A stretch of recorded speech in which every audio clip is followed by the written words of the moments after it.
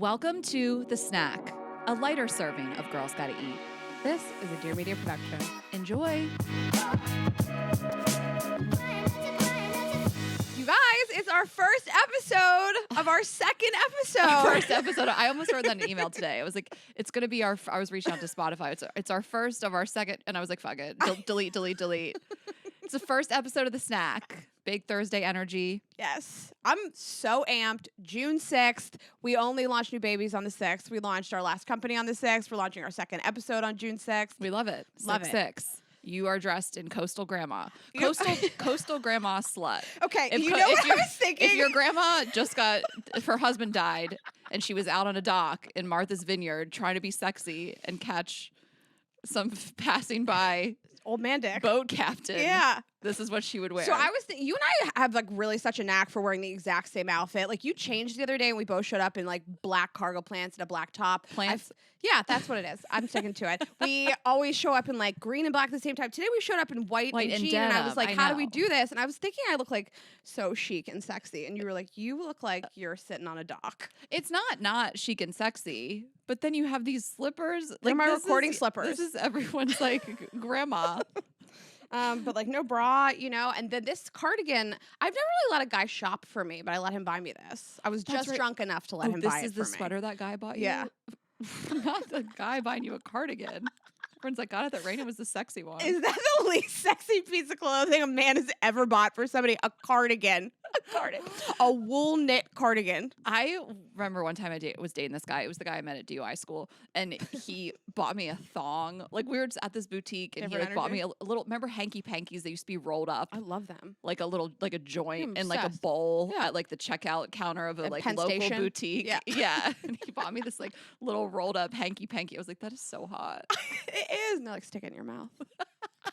Okay, well, guys, this is a snack, and we're talking about pop culture and things that are happening in the world, breaking them down, hopefully giving you hot takes and laughs and all the things. But we're going to open strong with a pussy report. Cue the news music. Bushes are back. But it's hairy out there. Which it's going to be a wet, hairy summer. You and I went the wrong direction. So here's the thing. Are they though? Like, listen, I don't know. I think you should always do what you feel comfortable with your body parts, your body hair. Like, don't do something that's like body parts should never be like trending. Like, you shouldn't be like, oh no, I have to do this thing to the detriment of my own comfort level. Mm-hmm. But I do find it interesting that this is like a headline out there. It really made me think, like, now that you and I have almost finished our vagina laser journeys, I do miss just being a little hairy down there sometimes. I don't, but this was why I was scared to get laser because I was like, what if bushes come back and I had this big bush? Yeah. I could be so on trend, or I was scared that I would end up with a partner who that was his fetish and I wouldn't be able to get it back and I'd have to wear Merkin. Are those real? Well, we're going to talk about it. We're going to talk about Merkins. Okay, and I actually don't mind, by the way, because I can't grow like a full bush. It just does. Like, it's not like a beautiful, voluminous bush. It's just kind of like flat, matted down, and blonde. Nobody wants it. I don't have like a 1970s like porn-ass bush. So because I can't do that. Matted down, your bush has hat head. It's like you're wearing a hat all day. That's what your bush looks like. No, okay, so we found this headline, and it's on The Cut, which is, we love The Cut. It's New York Mag. And the headline was, it's going to be a hairy summer. And again, this is just could be fun fodder clickbait type articles, but they did reference Doja Cat, which she wore on the red carpet recently, like a sheer dress with like a bush, like that's iconic to wear. To accessorize your outfit to like with a bush. Highlight your bush. Amazing. Because I love sheer. Like we're so all about freeing the nipple. Like we're going to free the puss. I like, never thought about This is just going to be like. And it's not even like slits out for Christmas. Like, it's like. Right. Like let that coochie breathe. Like sexy red set. Okay. So there was Doja Cat. And then there was the Julia Fox outfit. That was like this was a little while back, but the bikini bottoms that had like a bush printed on them. Like you're like cosplaying a bush. If somebody was going to do that, it's Julia Fox. And then it said that this started with a recent, this is like some fancy couture shit, but Maison Margiela artisanal collection. I think it's John Galliano that went super viral at the end of January, in part due to sheer dresses that featured hand embroidered Merkins worn underneath. So that kind of started the whole thing. Luxury Merkins. Is it real hair? Do you think it's real vag hair? Oh, like Merkin's like A luxury Merkin. I'm thinking like I want the real thing, like a real fur. Like, do you think real it's real people's pussy pubic hair? Like people donate their pussy hair Yeah. to like people. To like people like you and me who can't grow it. Okay, so the Bushes are back in it. One of the lines from the article said, "It seems highly doubtful that these body hair forward fashions will catch on beyond the rich and famous looking for some free press. But in terms of personal grooming, pubic hair does seem to be back in vogue amongst the masses as well." I miss it sometimes. I like letting it just grow a little bit. It makes me feel very feminine. I mean, this was what I struggled with. And then I just went full send on the laser. It's less maintenance. Yeah. I don't have to think about it. But for me, I've always said it really has nothing to do with culture or like what a man would prefer. It's like my own like comfort. And then just being able to always be bikini ready. Yeah. Not that it's warm in California, but if it Can't were relate. and we were just going to the beach every day, that's what I like the most about getting laser is like I'm always ready to just like throw on a bikini and not be like, oh, I gotta get in the shower and shave the sides of my vagina, Okay. And then the other pussy report is the Ozempic vagina. And people, I didn't really ever think about this. I just made this up. Oh. But so Kardashians are back on Hulu, and we're Yeah. 2 episodes in right now. I guess 3 as this episode drops. And Khloe is talking about how she lost weight, her vagina shrunk. And I'm not saying Khloe Kardashian's on Ozempic, do you, girl? But she talked about how she's lost weight and her vagina got like the lips got less puffy. Or she lost her camel toe. Yeah. So as she lost weight. Yeah. So now I'm thinking like our Ozempic vagina is going to be in vogue now that everybody's on Ozempic losing I don't weight. think Not puffy vaginas anymore. Hold on a second. First of all, let's back up.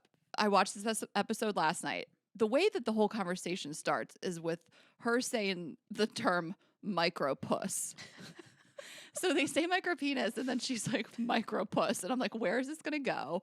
And then she says that she lost her camel toe when she lost weight, which she had kind of taken ownership of the camel toe. Like, Yeah. she was like the leader of our community. Like, this is like a tragic loss to the camel toe community that we've lost such an influential, Icon. prominent, iconic member. But she had called it Camille. Like, she named her camel toe with a C, interestingly enough. You'd think it would be a K. And she said that I don't like that she called herself fat. Like, I just never thought of her as fat. But she was like, it was bigger when I was fat, basically. Oh, did she say the word fat? Yeah, she said the word fat, which is Okay. just like, whatever. She can talk about her body the way that Everybody she else wants. talks about her body. Right, She can exactly, certainly talk but about it however she wants. That's what she said. So she just said she's kind of lost her camel toe when she lost weight, which is like a hilarious headline also. Like, I saw this on Instagram, like best headline of the day. Khloe Kardashian said she lost her camel toe when she lost weight. But I mean, I was thinking about this. To me, an Ozempic vagina would be like saggy. Because you lose weight and it's just saggy looking. But I don't know. Okay, so people have always said It's skinny fat. People have always said Your pussy's skinny fat. just needs to go to the gym. Needs to lift. It needs a leg day. So my vagina, I've always had a puffy vagina. Everybody's Yeah. always said that, but I don't think that anybody was referring to the lips because I don't have a camel toe. So I think it's the upper part. So It's like puffy. I have been like a proud, Yeah. again, member of the camel toe community, but it started with something very early on in the podcast, like episode 2 or 3 of Girls Gotta Eat, where I was walking in New York City and this homeless man got right in my face and said, "Whoa, camel toe." I was just like stunned. I talk about it in my stand-up, but it was like crazy. I could not wait to tell you. We, newer podcast, we were newer friends, and I could not wait to share that with you. And some days I do have one. I mean, I wear leggings a lot. I don't think I have like an XL vagina. Has your vagina fluctuated as you've gained and lost weight? So You've never been heavy since I've known you, but I have thinner lost at times. Yeah, I do fluctuate, and I have like lost weight since like I went off the pill and stuff like that. I don't really know that I've like noticed a difference. A lot of it is also how your pants fit, and a lot is what quality of leggings. You know, like a lot of leggings will be like they have like the gusset or whatever, the anti camel toe, Slicing up in there.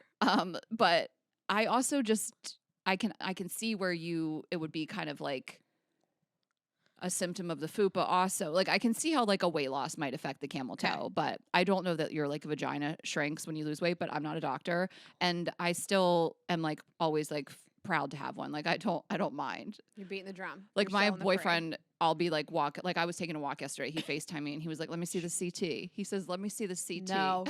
Yeah. That's your guys' dirty talk. Let me see that camel toe. CT. I love you guys. So What it's an like so it's like a icon. joke. Like I don't know. Like what man doesn't want to see the outline of your vagina? Totally. I think I just have a prominent vagina bone. I think it just sticks out. Yeah. It's just my vagina's not flush to my body. It's an outie. Like the bone is an outie. The stuff inside of it's an innie. I have a nice looking vagina. Yeah. Anyways, Kardashians. I'm liking this new season. I love every season. Yeah. Later in the episode, Khloe also talked about how she has such beautiful feet. I was like, I love her. She is me. I want to ask you about this. So Khloe is explaining to Chris how to jerk somebody off with your feet. Yeah. And I always think about like the pre-production meetings and like the shot list and the call sheet and like what we're going to talk about. Like, do you think like Khloe shows Chris how to jerk someone off with her feet like was on the list for the day? Or do you think Khloe is just coming up with this in the moment? They're really not holding back this season. Like the first episode, Khloe is talking about how Chris used to have her basically DD at age 14, told her she had a government issued license, just lied to her, and she would drive Chris around drunk. Chris was throwing up. No. The throw up was coming back in the car. I was like, is this for real? Like they don't give a fuck. They also had a baby shower that like Kourtney had COVID. And I was like, oh, what are people going to say about that? Which I wasn't bothered by it. They like kept people away. But I mean, people are still get a little riled up about COVID and people had stuff to say. Like I was checking Twitter. Kourtney has found her calling. There is a part of the episode where she is sitting at home doing sleep stories, just barely has to move or raise her voice. And I was like, Kourtney has found the thing that she was born to do. Just sit at home and talk in a monotone voice. Okay, can I just say something? And like, no offense to like Christianity, but like Kourtney has to do like a prayer for Travis. Okay, I was really confused about that, Ashley. Can you imagine if your man was like, babe, can you say my prayer to me? Can you do our prayer? And I was like, oh, she used to do it every show. I would be like, babe, you get one prayer a quarter. If we're into God like that, like every show, you're on tour. I gotta pray. Can't you just hire a priest? I have to pray for your fingers every show, and talk about a wall of fire. Okay, can you explain to me the wall of fire? So I put it in my notes for the day. She's like, I hope the wall of fire engulfs you, and then at the end of the prayer, she's like, I hope you don't catch on fire and that you're safe from the fire. Like, is it a metaphorical ring of fire, or does like Blink-182 like set fire off on stage? So if you guys haven't seen it, basically like before Travis goes on stage. You guys, that was a perfect summation of the prayer. That was the prayer. But yes, he FaceTimes and he's like, babe, can we do my prayer? And she used to like say this prayer. And you could watch her trying to remember the parts of it. She just has to kind of ad lib here and there. Like she knows the wall of fire, God protect Travis, protect his fingers, have him, not fall off the stage. And then she kind of like improvs towards the end. Then it's like, God is good, amen. Like it's just, she lost the plot halfway through. Areas. But when I was like, oh, this is nice. Like maybe it's a big show. Maybe it's like the start of a tour. And then I think it's like every show. Which, listen, I'm sure some people really get off on this, and that's totally fine. Like, the show is like going to be us, like, talking shit, and it's all in like good fun. And I mean, I support whatever you believe in, and you want to pray and all that stuff too. I mean, I get it. It's like, I think he has like fears, and has the fear of flying, and he's been through a lot in his life, and so has everybody. And so I don't hate the sentiment. And they also have like a beautiful relationship, and I love them together, and I love their love. I don't, as whatever. I'm not the biggest Kourtney fan, but I like love their love, and it's like cute, but it's funny because I'm also not like religious. Okay, but to close the gap. Okay, sorry, I didn't answer you. The whole wall of fire. It's a metaphorical ring of fire. Yeah, I think it's. But when she says later, I hope you don't get burned by the fire. I don't think she said that. I don't think she said engulf him in a wall of fire. She said encircle him in the fire. Raina, Chasa, Google the prayer. You're Jewish. You wouldn't understand. Okay. I don't understand. No, she just meant like protect. Jewish people are like, good luck out there, team. I just was like, oh, they're showing the prayer again. In the like editing room, I thought they'd be like, guys, we can cut the prayer because we did the prayer on the first episode. Are we gonna hear the prayer every episode? I hope so. I hope we open every episode of the Kardashians like, may fire and ice encircle the Kardashians for us to have a good episode. Don't get burned by the ice or the fire. And Khloe's pussy. I like every Please let season. this wall of fire preserve Khloe's big pussy. The last thing I'll say about it is I like the whole thing of Kourtney and Kim, and they've had a feud for so many years. I mean, they physically assaulted each other, and last season ended with like Kim saying some pretty terrible stuff to Kourtney on the phone. Yeah. Kourtney doesn't know it's being filmed. So this season, Kourtney's like, we're in a good place. It's such a weird misconception that everybody thinks we hate each other. Well, so what they do is they have these things happen, and then I feel like they see what everyone says about them, and then they take the next season to like walk it stuff back or explain or apologize. And it's fine. I get it. Also, the whole season, yet again, is about how hard Kim works. Like, we get Kim's it. the executive producer. Kim's gonna Kim. Well, I support it. I love Kim's work ethic, but it's so much. It's like everyone's got to do a confessional about how hard Kim works. Totally. It's not even just like about how much Kim works. It's how much everybody thinks Kim works. Kim works hard. They're like, Khloe, talk about how much Kim works. Kim's a machine. Yeah. But still, it's just like, do we have to? Can everybody else, like, I'd be like, I want to talk about my shit. Kendall's like, I want to talk about my horses. Why do I have to talk about how hard Kim works? Khloe is like, I have a humongous brand. Kylie's like, I became a billionaire from lip gloss. And they're like, we got to talk about Kim's acting career. Sorry. And also, just a fun anecdote is like, if you're watching, Kim mentions her divorce attorney, who is Laura Wasser, who is the divorce attorney to the stars, and she was on Girls Gotta Eat in May of 2022. Okay, and we loved her. Okay, should we move on? Yes. Okay, What's next? Summer House. You and I have waited so many months for the Summer House finale. I mean, so has the nation. And tonight is the reunion, so we're very excited to like see how it all kind of like plays out. This is like a year later. I mean, I've loved Summer House since I'm a day one stan, even like when it wasn't even that great of a show.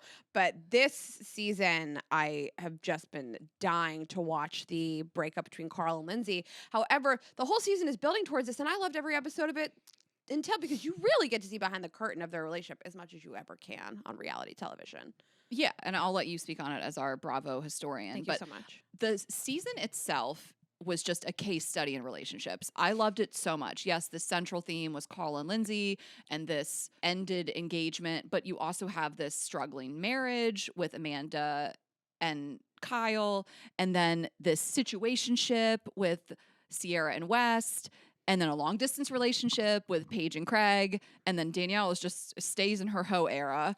Fucking balloon guy. I just found the whole season so good on every level, every storyline. Every single character bled out for the show this season. Every character just brought it. They had main character energy. Mhm. I think you see shows like Vanderpump that I really love, but there's one main storyline that carries the whole show through. And if you don't care about that, you're like, can there be any other storylines here? Mhm. They really gave us so many storylines. I loved West and Sierra. I mean, the whole season, I'm just so fascinated by it. I'm just like, who are you going to date that's better than her? I know. And it really took a turn. I'm very excited to see the reunion, what's like been going on with the two of them, because the whole season I thought that he was sort of chasing her, and then it pivots to him being like, well, I don't know if I want to be in a relationship. Yeah. So finale has given us what we have waited for all season through the fights of Carl and Lindsay to the actual breakup that he allegedly called cameras back to film. Yeah.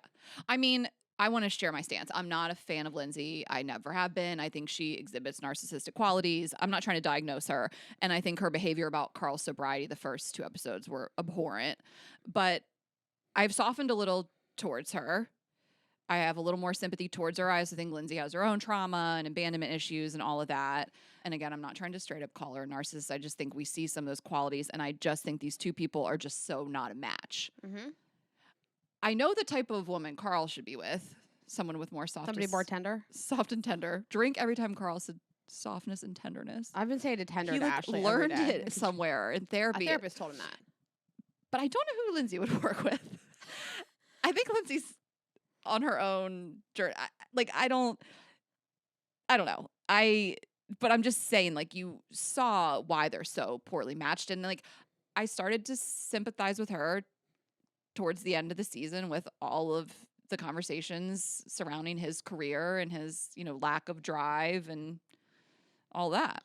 Yeah, having been because I totally co-sign and agree everything you say. Having been with somebody, multiple people, where like I tried to be a cheerleader for them professionally. I tried to give them the tools that I could to help them. I tried to suggest stuff without telling them what to do. I think after you've been along for the ride for so long, it becomes really grating and frustrating. And you're like, I've given you the tools. I've tried to help you. You won't do these things. I'm sitting around watching you not achieve your potential at all, and I don't like it. And on the other side of things, I don't know what she's doing that's so much more impressive than him. Like, I think she's like riding him to be more successful, and I don't really know what she's doing besides also being a star on Summer House that he isn't.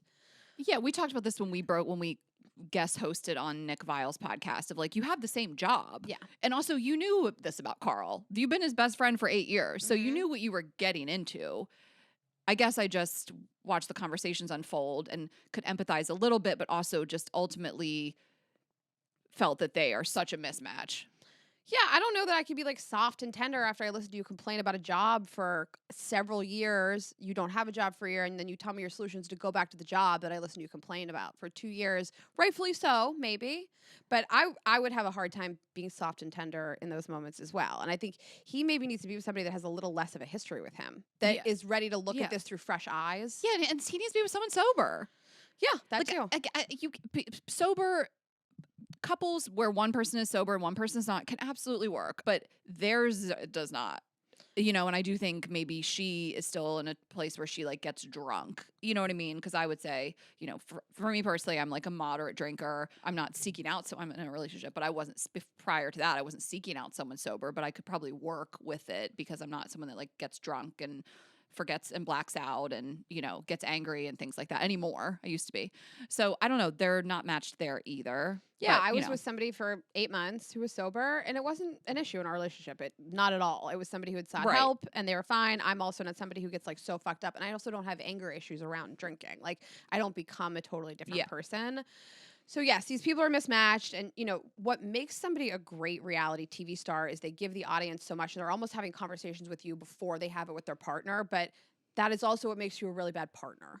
And so like you're sort of watching them both have very different conversations with other people and not with each other, and this was just a real mismatch. And in the end, when he sort of ends it, she seems so blindsided to me, as though this was normal, what was happening throughout the summer, this level and volume of fighting, name calling, screaming, swearing, accusations. Like, even if there's so much more that went on behind the scenes that you and I are not privy to, it's still not healthy, regardless, for two people to be like that. And her saying, I'm blindsided, I mean, maybe you're just so in it. You're like, I can't imagine a world where we wouldn't get married. That's crazy. You still have to acknowledge this was not healthy or a good way to live. I wanted to discuss the blindsided thing. Like, you're watching it, you're like, how are you blindsided? This relationship is a disaster. But I still think she was like, but we're going to work it out. And couples fight. And everybody has a different bar of like what type of fighting and conflict is acceptable in a relationship. And a lot of it is dependent on your upbringing and what went on in your household and your past relationships and all that stuff. So there's that too. But I can still see how she thought they were going to get married, and she was surprised. I can absolutely see it. I mean, I oscillate on that word, whether I think she was blindsided or not. Like, I think she was like, I signed up for this. I thought we were going to work it out. He did lead her to believe, like, it's fine. I still want to marry you. A lot of steps along the way. And so I do understand, but it's like, you can't, I don't know. She can live for, she can say whatever she wants. She can feel however she wants. Like, she's entitled to that. But you watch it, you're like, yes, yeah, obviously. But you don't know that when you're in it. I've been in really volatile relationships that I was like, oh, we're going to end up together. Well, this is it. And then everyone from the outside is like, what a train wreck. Yes, I think everybody's baseline is different for what feels quote unquote healthy and normal, and what like doesn't spike your anxiety. I mean, if you grew up in a house where there's yelling and screaming all the time, then yelling and screaming in a relationship doesn't really spike your levels the way it would for me, where I like a lot of calmness. And I think that their norm was a lot of fighting. Her norm with every boyfriend has always been a lot of fighting. Friends, like yelling. Right. Her norm with everybody is she's to get activated. That's her brand, to start yelling and screaming. That's what makes her a great reality television person. But I understand from the other side of things, he's like, this is not how I want to live forever. No. And so, yes, I understand she felt blindsided because her baseline is arguing like that. Yes. And I will say, when the breakup happened, I mean, Rain and I were shook to our core. We've been so into this. We've been awaiting the season. And he's been pretty mum, but he had this New York Times article, which Tessa put in our outline, which I hadn't seen. And I wanted to read a quote because I do appreciate the quote where he says, I think probably watching the season back, he came to this he came to this conclusion. But he says, I'm not proud of how I was handling the situation, how I was treating her. I mean, I was clearly frustrated. And, so I wish I had really been more direct. You can clearly see I'm struggling to communicate my feelings, and that's not on her. That's on me. I'm seeing myself blame and play victim, and I don't want to be either. So, yes, of course, you get to watch it back, and who knows, how much of it was edited or staged and whatnot. But I like that he was like, yeah, I wasn't being direct. I'm sitting here saying, huge bomb. My parents don't think we should get married, but I don't think that, and I still want to get married. You are going to hear what your partner is telling you. If my partner is telling me, no, I'm still in this, come give me a hug, we're going to work through it, then I'm going to take that for what it's worth. There's no reason for her to dig any deeper into that than what he was telling her. Oh, are you sure? Are you sure your parents don't hate me and said we shouldn't stay together? Yeah. The thing that I think is interesting is when you zoom out and you get about a year after a breakup, like a horrible breakup, you might be blindsided in the moment, of course, and say a lot of things publicly if you're a reality TV star. But a year later, you would hope that you've digested this and had some self-reflection and looked at your own actions and how it affected the outcome. And she had a profile in Glamour. He had a profile in the New York Times. And I don't know either of them personally like this, but I like he can be introspective and he can at least say I didn't handle this well. I'm not proud of this. I should have communicated better. I read her article. I didn't see a lot of yeah, she has not taken any responsibility. I haven't seen a lot of her saying, I did a lot of wrong here. I accused somebody on national television of being on drugs. She has said, I wish I was softer. That's not the same. Well, that's when I come back to the narcissistic qualities is the refusal to accept any responsibility. Totally. You become a much more sympathetic character when you do. It's in your best interest, but I don't think she thinks like that. I don't think she thinks she did anything wrong. I don't think she does either. And it benefits us all to at least look back and be like, my behavior was a little embarrassing. Here's how I would like to pivot in the future. Right. So I look forward to the reunion tonight. I cannot wait to see what their dynamic is going to be. Obviously, they're in the first chairs, so I can't wait to see them together. The seating chart. She has a new boyfriend. She's moved on.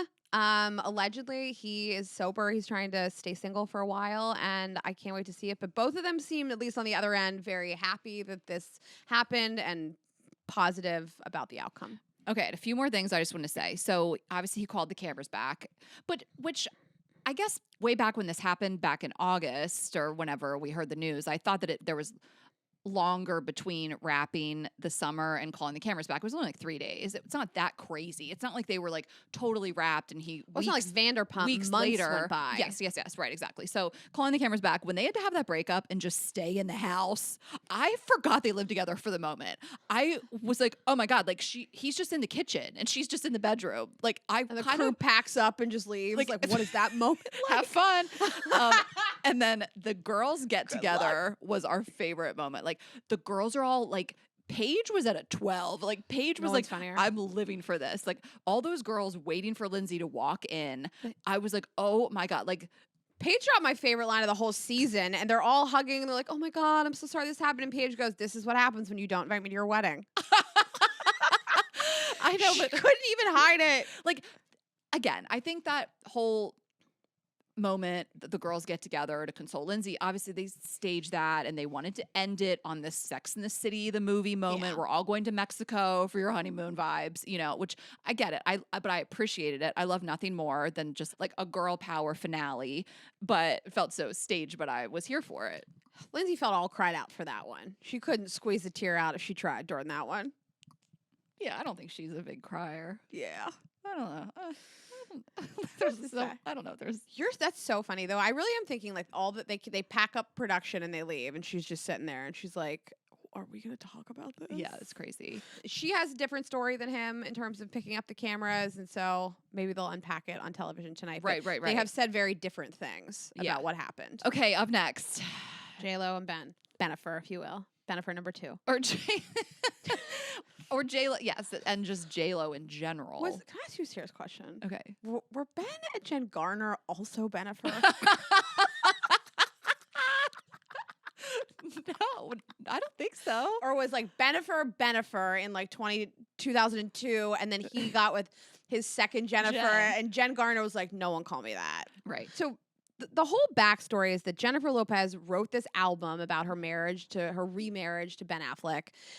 She decided she wanted to make a musical. Her first marriage. They didn't get married. Their engagement ended. They never got divorced. Oh, sorry. Yes. Yeah. Okay. So them getting back together. She wrote an album about it. She wanted to make a musical movie about it, and then she made a doc that nobody wanted to perform in or pick up. And then she made a documentary about making this musical, about making the music that Ben also seems a little uncomfortable with. So, And I didn't, but by the way, so I'm catching up now. Yeah, So multiple people had Melanie was like, a friend of mine was like, I saw this movie, it's fucking crazy. And then I watched the documentary. I mean, so all over TikTok, I kind of missed the moment in the you moment. did miss, yeah. More has happened since. So I do Yes. want to talk about that. Basically, what we're kind of talking about today is like, I mean, it's a bold statement, but kind of like the downfall of JLo, which I want to say that I want to tread lightly. I'm not like out on JLo. Like we've always hyped her. We think she's this like bad bitch. You know, I love her that she didn't really come from much and the way she built up her career. And I don't think she's done anything problematic. You know, love JLo. I still, we've hyped her a lot. Like the other documentary, I don't know if that was the first one, but we loved that one, you know, and we just don't want to like drag her. I just find it fascinating the way she has fallen from grace, and I am interested in it. Like I've been in these TikTok holes because I mean she was such an A-list celebrity, and she had to cancel her tour, obviously due to ticket sales, which we'll talk about that too. But it did feel like it kind of started with this like vanity project no one asked for. I mean, I'm fascinated by it because I started watching the documentary. Everybody was like, you can watch 10 minutes of the movie. You said you can watch 10 minutes of the movie. You'll get it. So I got confused, and I knew there was this documentary. I didn't know there were two things. I put on the movie first. Right. And I was like, what am I watching? It's like sci-fi music video. I was like, what in the actual fuck is this? And I was like texting the group chat, like, is this the documentary? I was so confused. So then I Googled it on my own. And I was like, oh no, there's a movie. And then there was, like you said, a documentary about making the movie, both of which she self-funded. No one wanted to pay for this. No one asked for this, which she is also very open about. And like the TikToks are so funny because they're like JLo over here, like, no one wanted this. No one asked for this, but I'm going to make it anyway. You know, like so the documentary opened and I was like, I love this. What's everybody's problem? Like, I think I love seeing behind the scenes. I love seeing a mega celebrity like that just stripped down with her husband. I was like, I'm really enjoying this. And as it goes along, you sort of see behind the curtain that like Ben is a lot more private than she is. And she says like, he wasn't super comfortable with me doing this, but I'm going to do it. And she he let everybody supports read me. his letters. She lets everybody read his love letters to her. And he's in the documentary saying like, I don't love this. I want to be a little more private. The things that make the things that are special between us special is that they are private. And she's like, but what I'm going to do is write an entire album about this. I'm going to make a movie about it. And then I'm going to make a documentary about the movie about it. And I'm going to spend $20 million on it. Like, listen, and I support artists, and I think that like some of the greatest art in the world has come from hundreds of people saying no and one person saying yes. If you want to make art, make it. You have the money. What else are you doing? Yes. Like, that's not it.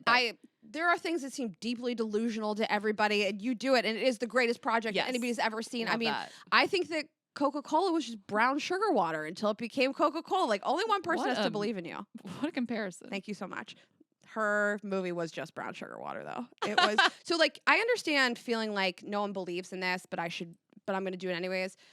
Jennifer Lopez was being told that nobody who is brilliant believes in this. Every studio passed Taylor Swift, Selena Gomez, Jason Momoa. I mean, the list of she's like, maybe we'll get Bad Bunny for a cameo. Nobody wanted to be a part of this. The most brilliant people in media. Yeah, no interest.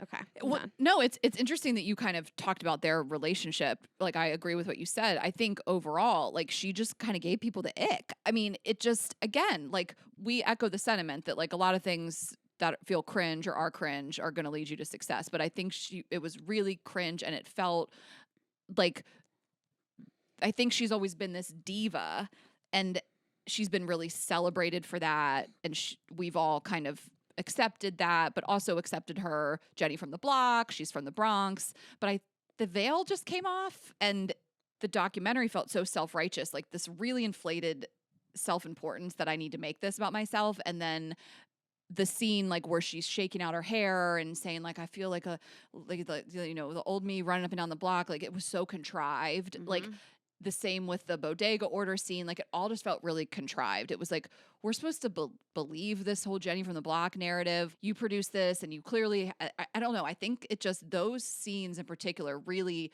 just made people be like, I don't think she's who we think she is. And when the public feels that, like, lack of authenticity, especially when they were believing in it before, I think that's what really makes people like lose interest and makes you lose popularity. And so those kind of scenes, those are the ones that went super viral on TikTok. And like, I do understand it. Again, we're not trying to drag JLo. Like she's not canceled in my opinion, but those moments, and then you're like, she's producing this, like. So I bring all this up Yeah. and the relationship because to connect to the fact that there's all these rumors that they've split up. So Right. I thought that was an interesting window into their relationship. Yeah. And I mean, I go back and forth about saying that she's like cringe. I mean, she's clearly unrelatable, but like I don't know how anybody at her level could possibly be I'm with you. relatable. Yeah. Like there's this scene in the documentary where she's like, well, what do you mean he can't be a part of it? Tell him to cancel this wedding he's a part of. And she's going back and forth with, I don't know, a friend or a manager or something about this guy like canceling a wedding that he has to go to be a part of a project. And it's so self-righteous, it's so obnoxious, it's so self-involved, but I don't know. I don't know how anybody like her could be like normal and down to earth. No, but she's allowed to be a diva. She's always been a diva. It's not that. There's something else. Like there's something else that people didn't like, on top of the rumors that she doesn't sing her own songs. Or actually, I don't even know if they're rumors. Like all the stuff coming out that she has ghost singers. What? Yeah. Oh, Ashanti. Like all these people have come out.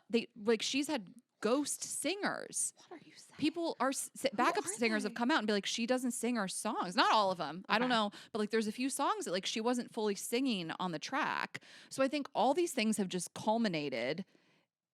And then with the divorce rumors, and people are like out on her. And I don't know, I love Ben Affleck as just like a Boston guy. We love a Boston guy. And I just have always been like a fan, but I've also been a fan of JLo. So I've always loved Bennifer, but you're seeing them and the photos that were recently in the press were them like meeting up and they did like an air kiss. Like they're giving like a cheek kiss. Like they look like divorced parents meeting up for their kid's soccer game, not like a married couple, like who knows? Again, I try not to I try not to like read too much into like paparazzi photos, but yeah. And you and I could also like take a walk for 3 minutes. And if somebody snapped the whole walk, they'd be like, they hate each other. They love each other. They're having the best time. They fucking hate each other. You know what I mean? Like, it's just the moment you catch somebody in.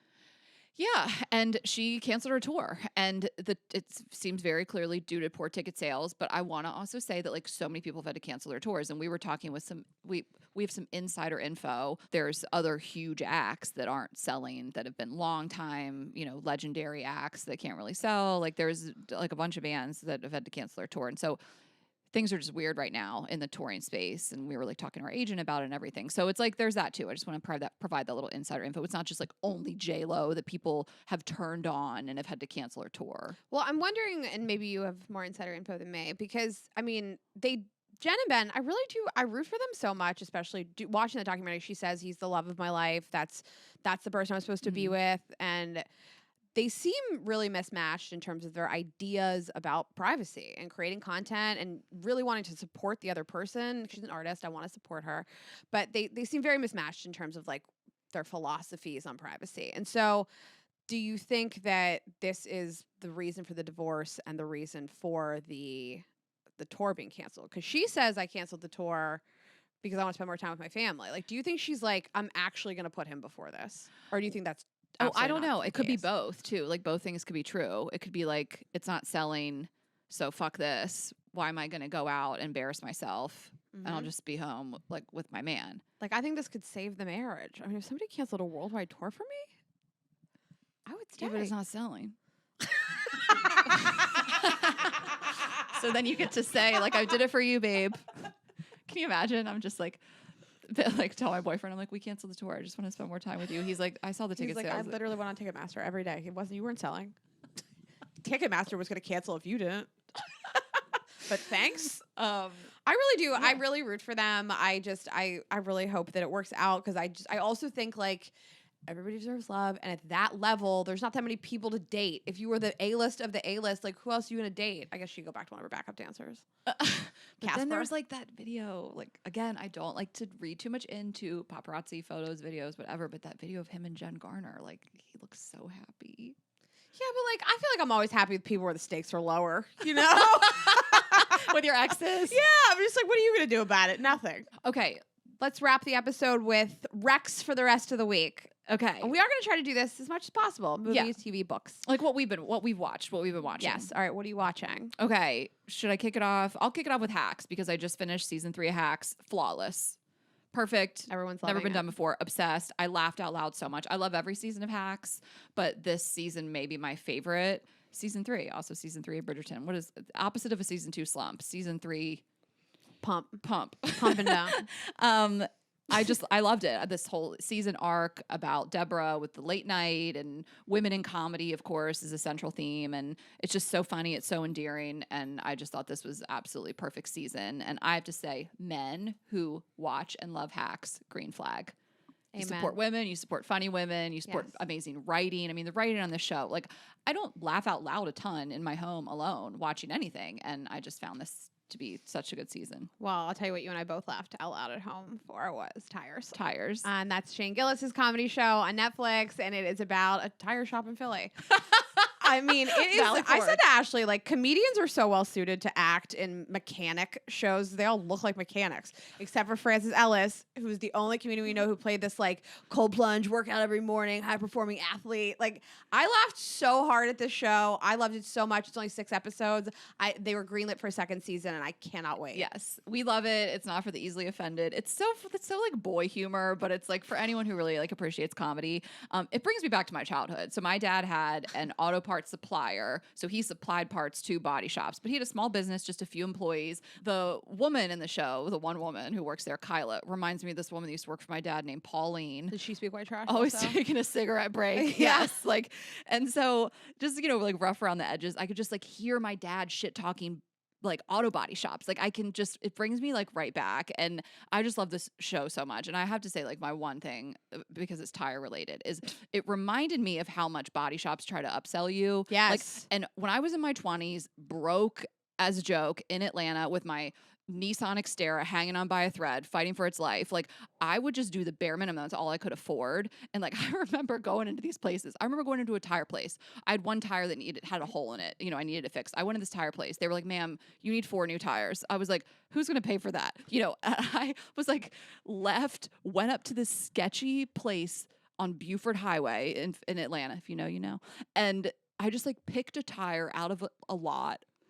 They were like, "You can pick one." I was like, "That looks like it would fit." Picked a tire. They put it on for like $30.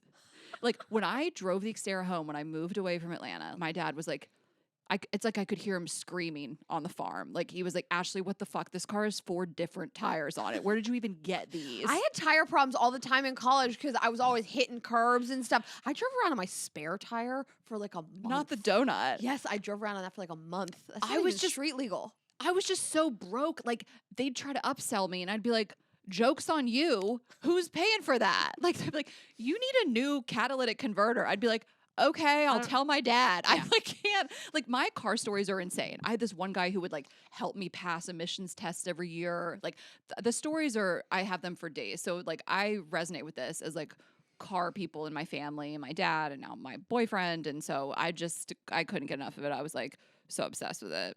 And we knew a lot of people in it too, like Francis, of course, like Karen Feehan and Andrew Schultz and all of our Andrew friends. Schultz. I mean, it's a great show. You guys have to watch it.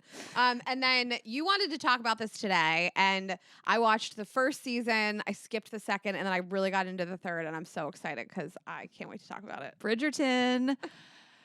Okay, I'm gonna make a bold statement. Do it. Season 3 is my favorite season, and I just can't believe I would say that because the first season had Regé-Jean Page, like, which is the hottest man alive. But you're never gonna do better than that. But the second season I didn't think was horny enough. Like, it was too much teasing. It wasn't enough sex, and I swear they like got feedback that like we needed to be hornier. And this season is delivered. Erotic. He's fingering her in the horse and carriage. He's just. The other guy's going down on his wife, just eating her pussy in the morning. There's like threesomes. The threesome hit me and knocked me out of left field. That was so crazy. I'm like, this is just like a nice period piece show. And 2 seconds later, like, that guy's just in a threesome. I mean, there's always been like some prostitution, but this season when he fingered her, I texted Brittany Schmidt. I'm like, she's getting fingered in the Uber. You know, she just like hailed that horse and carriage. Next thing she knows. But I love it so much. And the layer of spoiler alert, by the way, if you're listening, the layer of Penelope being Lady Whistledown is just so like spicy and so dramatic. And so this is like without a doubt my favorite season. But I love it. The first season there was like one main storyline. Now I think there's like a whole bunch. Yeah. And I'm really into it. I'm excited to keep watching. And the rest of the season looks so good. I just died because he fingered her and then he had to propose. What a time. Can you imagine that? If everybody who fingered you in high school had to be like, are we getting I married have now? 150 husbands right now. Think about people that fingered me in my life. In an Uber? Yeah. horse and I've been fingered carriage? in so many Ubers and in yellow cabs. Those existed before Uber existed, boys and girls. Okay, and then speaking of that fingering scene, Tessa, you told me something that I didn't know. They called cut and they didn't stop like filming. They had to go and like scream stop and have like the arms waving. They were still fingering. And that was after they had been told already to tone it down because Penelope's supposed to be a virgin. So she's like acting like too into it. That bitch looks like she's had some orgasms before. Oh my! Like some dick tops up inside of her. That is Well, you crazy. haven't even seen this scene. I know. You like guys, stopped watching before the climax. Well, I watched 9 shows last night to prep for this episode. So like I fell asleep at the end of the last Bridgerton. It's like 5 minutes. It's literally like That you, is you so just funny. skipped the most important part. I actually tried to watch it like 2 seconds before we started this podcast episode, and everyone acted like I was so inappropriate. It's like, it's literally like masturbating and right before you come being like, oh, I gotta go to bed now. But when Tessa told me that, I cannot believe that. So obviously he's not fingers in puss, but they were, acting it out. The fact that they were so into it. Is there rumors about them being a thing or no? Not that I've seen. Oh, okay. But yeah. Okay. I mean, I feel like if I was an actress and I had to like really get into it for a scene where like somebody was like pleasuring me and I was single, I'd be like, let's just go full send. But she I like what Tessa said. Like she's not giving virgin. Like she is just giving like Spicy redhead. so orgasm. She's here to party. Yeah, but I'm thinking of the director's like, stop fingering her. And they're like, she's like, I'm almost Cut! there. Cut! Yes. And she's like, like, let me just come get really there. quick. I'm actually gonna come. This will be great. I'm method acting. Let me get there. Okay, and we're gonna end this with a question, a trend alert, and a question, and then we're gonna put this poll on Instagram. We're gonna let you guys answer too. Okay, so this article was on Bustle. It said, "Did Beyonce single-handedly launch 2024's most shocking fashion trend?" And no shock there, but it is chaps, assless chaps, which I think is redundant because I think chaps mean there's no ass in them. That's I don't the whole, know. That's how the pants are structured. Is But- that like saying tomato marinara sauce? Kind of, Like- yes. One cannot exist without the other. So regardless, chaps, ass or not, Megan Thee Stallion started her tour with them. So Okay. they're saying this is like a trend. So and Carrie Underwood, but Carrie Underwood had like shorts under them. Right. I'm not gonna have my ass out. No one wants to see that. But I might do with like some like boy shorts. I wouldn't not wear them. What do you think? Like where can you give me an occasion in which you would wear assless chaps? Like on a this is- date? Like Beyonce's doing ass out. Yeah, but were you gonna wear that to like the bodega? Like, are you gonna wear it to To like get my brunch orange a Great drink. White? If you know, you know.